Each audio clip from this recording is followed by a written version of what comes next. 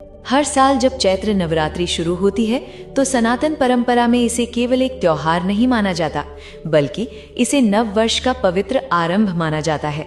बहुत कम लोग जानते हैं कि हिंदू नव वर्ष की शुरुआत इसी दिन से मानी जाती है, क्योंकि चैत्र मास की प्रतिपदा तिथि से ही नया संवत्सर प्रारंभ होता है। इसलिए ये दिन केवल पूजा का नहीं, बल्कि नए आरंभ, नई ऊर्जा और नए संकल्प का दिन है। सनातन धर्म में चैत्र नवरात्रि को नववर्ष मानने का कारण भी अत्यंत गहरा है।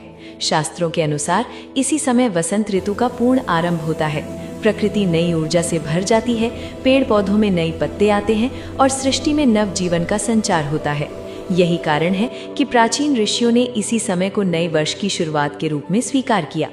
इतना ही नहीं, ब्रह्म पुराण और अन्य ग्रंथों में भी उल्लेख मिलता है कि सृष्टि का रचना का प्रारंभ भी चैत्र मास की प्रतिपदा से माना जाता है।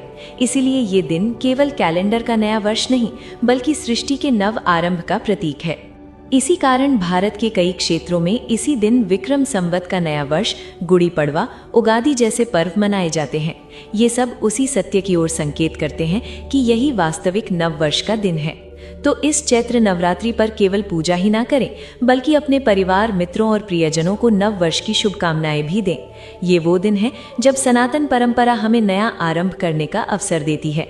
अगर आप भी मानते हैं कि चैत्र नवरात्रि ही हमारा सच्चा नववर्ष है, तो आज सभी को कहें नव संवत्सर और चैत्र नवरात्रि की हार्दिक शुभकामनाएं।